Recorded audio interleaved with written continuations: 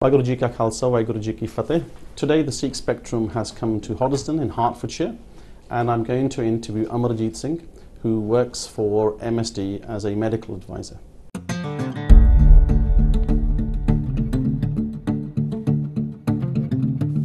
Is the UK your home? Yeah, technically it is. I'm born and bred here, but but society being what it is, sometimes there are various aspects of it that don't make it feel like your home.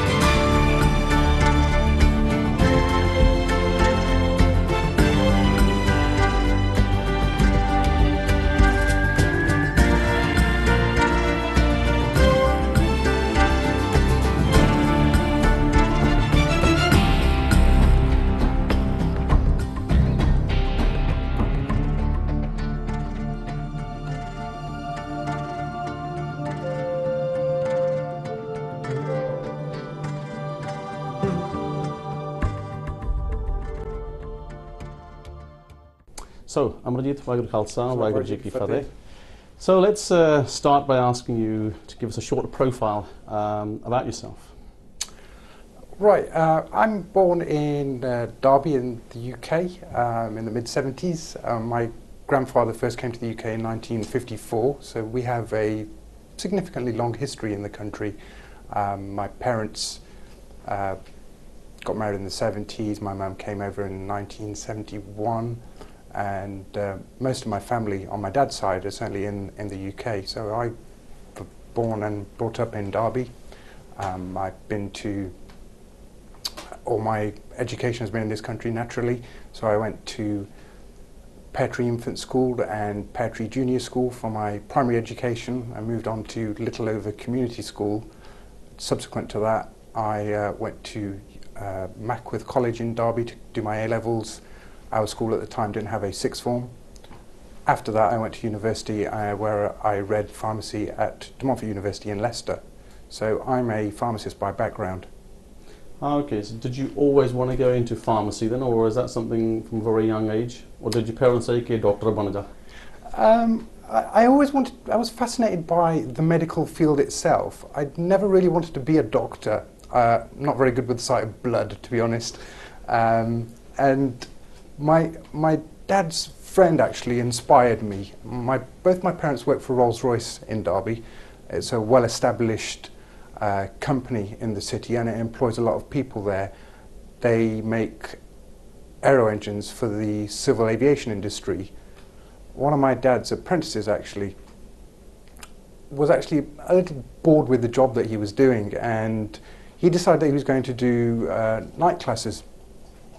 And we knew the family, they were family friends actually, and they'd known us ever since they'd come into the UK.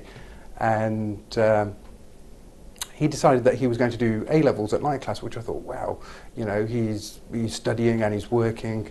And he's actually, after he decided he was going to leave Rolls-Royce, my dad actually encouraged him not to leave until he'd actually gained some sort of skilled qualifications, and he decided that he was actually going to be able to do something else, even if his project of going off and studying didn't actually come to anything. By this time, he was married as well. He'd gone off and decided that he was going to read pharmacy. He went to Brighton University, read pharmacy there. His dad actually had a factory, a textile factory in Derby.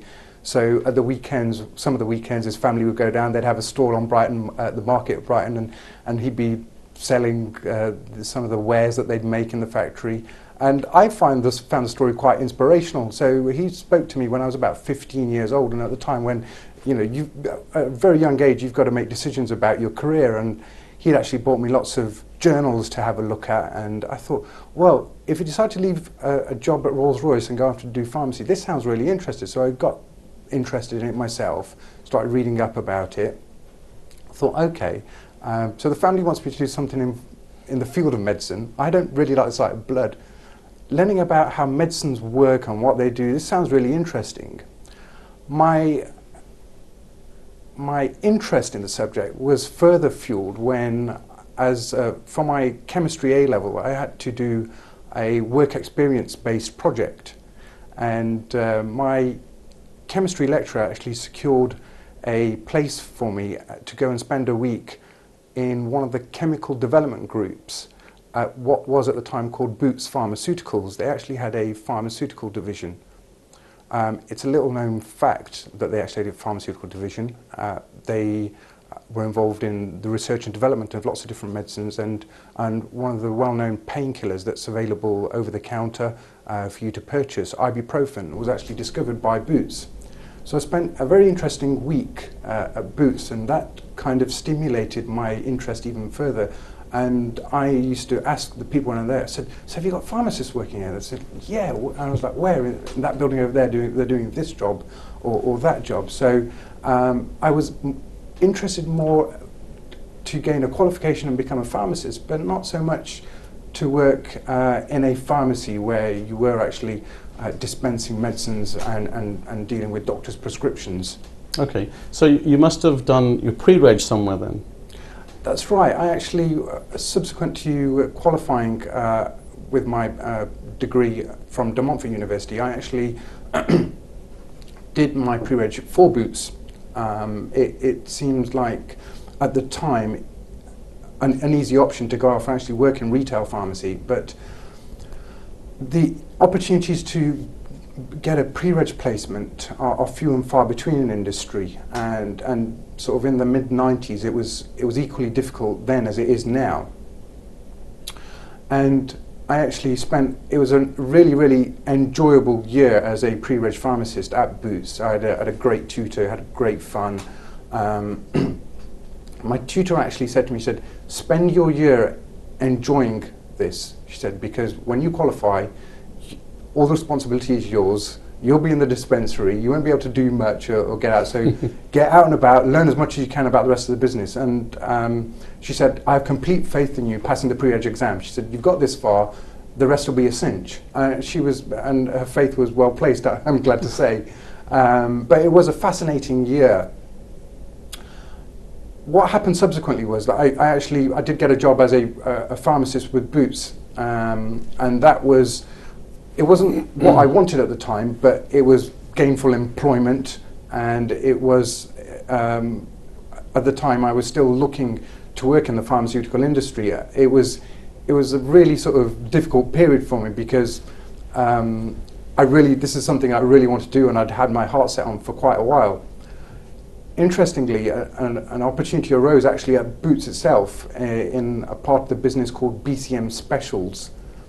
So just under 3 years after qualifying, I joined that part of the company actually based in the Nottingham area. Just outside Nottingham, in a small part of the city called Beeston, is where Boots headquarters is. And I went to work as a production pharmacist at BCM Specials.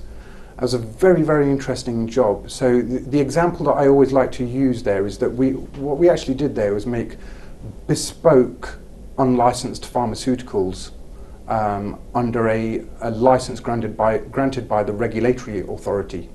So, for example, say you've got a newborn baby and it's born and it has a heart defect, for example, and they're struggling to control the baby's blood pressure. So, as you can imagine, most blood pressure medicines are geared towards sort of adults, so they're in a tablet form, and a baby can't take a tablet. So the easy example is that what we used to do with various different types of medicines was we would create different formulations. So if there's a medicine that will lower blood pressure, we will talk to the manufacturer of the tablet and say, is this stable, is it suitable in a liquid form? So what we would then do is, if they said yes it was, and we've got all this information on the stability of it in the liquid, what we would then do is create a liquid formulation of the tablet. So we would crush them up, put them in a suspending agent, send them out to the pharmacy to dispense, or to the hospital pharmacy to dispense for the patient, for the baby in this case.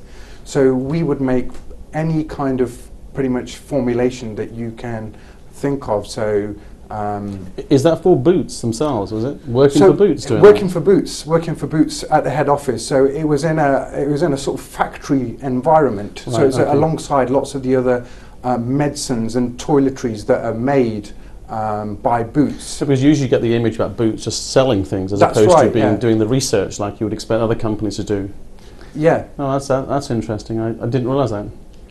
What about the work that you're doing here at the moment then with MSD? First of all, you need to explain what MSD stands for, because I'm not sure most people will know. Okay, so MSD that stands for Merck, Sharpe and Dohme, which is the full name of the company, which it's known as outside of the United States and Canada. Okay, and who are the owners of this company then? So it's a listed company. It's listed on the stock exchange. It has shareholders like most big companies do these days. Okay. So probably that's a fair way to sum that up. How long have you been working with them? So I've actually been working with the company for just over 3.5 years. Before that, I was actually working for a company called Shearing Plough, and there was MSD took over the company. So all in all, unbroken service of just over 8 years. Okay. So what sort of work do you do here then in MSD? So my job title is medical advisor, as you mentioned earlier, and it's a very interesting job, literally advising various different parts of the business on how to do things in a legal and an approvable way. We have an industry-wide code that we have to comply with alongside various different legislation at a UK and a European level. So we have to make sure that when we market and distribute our medicines, we do that in a compliant manner. Right. Okay, let me move on to a topic that I usually ask most people is about their links with India. So have you got any links with it? I know you're born in the UK, but what links do you have with the Indians or India itself? It's a very interesting question. I have a lot of my mum's family are still in India. My dad's family, not so much. He's got some cousins over there. So I don't go back very often. I probably only ever, I say back. You know, it's still an interesting, very strange phrase to use, seeing as though I'm not actually, don't feel as though I'm from India. You know, the classic phrase, you know, you kind of sometimes feel as though, where do you actually belong? And it's a sense of sort Okay, so you need to explain that phrase, because I'm not good with Indian Punjabi phrases. Okay, so the literal translation of that phrase is the washerman's dog neither belongs to the home or the laundry. The meaning of the phrase is that you kind of, you don't really know what your sense of identity or belonging is. Right. Because you kind of feel as though, you know, is the UK your home? Yeah, technically it is. I'm born and bred here, but you know, but society being what it is, sometimes you know there are various aspects of it that don't make it feel like your home. But equally, when you go to India and they call you the bloody bandar, you know, the English monkey, you know, so they don't necessarily make you feel like you belong to them either. No, so it's true. almost kind of like you belong somewhere in the middle. Right. Okay. So you're nomadic people. Yeah, quite possibly, yes. That's a fair enough thing to say. You make us sound like the Tuareg. Okay, no, that's interesting. No, the reason I ask you that question is because, you know, I've interviewed some other people, and they don't look at India as now their home. They look at it as India, okay, it's something that we can go and visit as tourists, but it's not their roots, you know. I think they've come so much into the UK sort of system now. Those that are born here, especially second, third generation. I think that's a fair thing to say. I think my uncles would probably feel the same, because they were actually born here in the 60s as well. Right. And I think they'd feel similarly. And sometimes it feels like going to India isn't actually a holiday.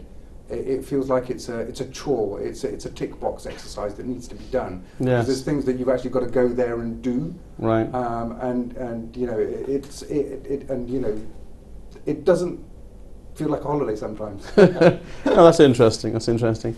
What I do want to do is I want to move out into the other section that you've got here, talking about the timeline, and we can talk about some of the other questions there as well. So let's go and move to the breakout area? Yeah, the breakout area.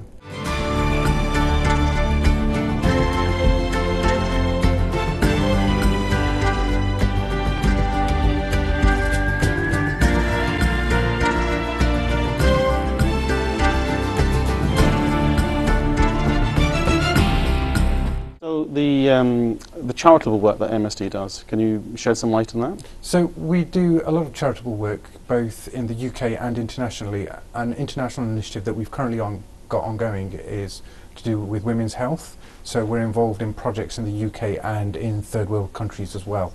Okay. Let's talk about doing the seva concept that we have in Sikhi, and for example the charitable work that most companies or corporations do. Are you involved in anything in your local Gurdwara? So the Gurdwara local to me now is actually the Hitchin Singh Sabha Gurdwara. Having grown up in Derby, I've moved down south, and it was very interesting how a few years ago when I first went there, I was sat in the Sangat, and someone was walking past and actually said to me, "Do you actually know how to read and write Punjabi?" And I said, "Yeah." And they said, "Well, do you know how to operate the Sikhi to the Max program?" I said, "No." And so someone actually quickly showed me, and almost by dint of sort of, I turn up and I kind of, it's the seva that I do now whenever I'm visiting the Gurdwara, and it's really nice from my perspective in that I find it mentally stimulating in that I'm rushing to find the shabad that the Kirtani are actually singing, so that it can be displayed in PowerPoint form for the rest of the Sangat to follow. And it serves a dual purpose. I'm actually learning something myself. It involves mental agility on my part, and then it's being imparted to the rest of the Sangat. So that's just a little bit of the seva that I've done. I've also actually participated in serving on the committee of the local Gurdwara, and that was very interesting as well, in that I found say an outside committee or a committee somewhere that I was new to actually welcoming me and very rapidly saying, well, you know, we're interested in younger members of the community actually participating in serving the rest of the community, because that's what serving on the management committee of the Gurdwara is all about. So I participated in that for a brief time as an assistant to the treasurer, which was it was interesting, fascinating, taking part in the meetings. It was eye-opening. Well, no, I've always said that people should, at least once in their lifetime, go in and be part of a committee, just to realise what happens. It's not an easy run organisation. It's definitely not easy. Yeah. That's true, but let me just go back. Something I missed out. So you know Punjabi. Where did you learn that in Derby then, on Sunday school or something? Yeah, so I used to go to Punjabi school in the evenings. I started off when I was about 7 years old. My mum used to send me to another primary school in the locality where the classes were being taught at the time. And it was sort of, I think it started off at 5 till 6, 1 hour every evening, and moved to about 5:30 to 6:30. And I did that for approximately 4 or 5 years, and then I picked it up again at secondary school as a GCSE as well. The Punjabi teacher at Little Over School was rather surprised, I think, because having not seen me participate in the first 3 years of when she was teaching Punjabi right from the inception into secondary school, that I'd enrolled, and then she obviously wasn't aware of my knowledge level, so she was reasonably pleased that I managed to successfully pass the GCSE, and pleased and surprised, not having known that I was actually I'd been going to Punjabi school as a youngster. Right, interesting. Let me ask you one question about pharmacies and the link with the Gurdwara. Now, I know that lots of Gurdwaras don't have pharmacies, but although there is one that I heard recently where they've started to give medicine. I mean, the idea about pharmacies running in Gurdwaras, what do you think of that? It's a very novel and interesting concept, I think. I think there's a number of legal and regulatory loopholes that would have to be jumped through to be able to do things like that, because there are actually our registered premises, and the General Pharmaceutical Council actually would have a record of all these types of all the registered pharmacies throughout the country. So whereas I don't see major issues with the concept, I think actually getting it to fruition would be very interesting and not easy work. Right, okay. No, I was just thinking about some of the functions that the Gurdwaras now perform. And when somebody came up with this, although it's an old concept, the Gurus used to provide herbal medicine at the time, so there was no regulatory issues then. Absolutely. And I was just wondering nowadays with the whole of the NHS whether the Gurdwaras can play a role maybe not become pharmacists, but play a bigger role in helping society? I think there's a number of initiatives that would be useful for people that don't necessarily access medicine, but would actually be going to the Gurdwara, and that would be of interest. Making sure that, I think men are notorious for not going to visit the doctor, so having something like a well man clinic, you know, looking after your weight, your intakes of sugars and fats, which we know are high in the northern Indian-based diet. So doing things like that, so having almost like a screening program, so that, you know, we're actually keeping people well.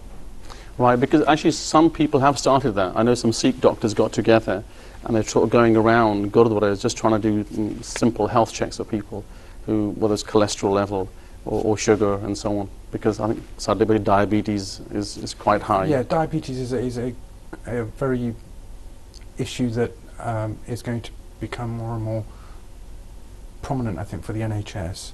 So, but just general sort of well men, and I think men in particular, not very good at going to the doctor. So I think we need to address the men first, I think.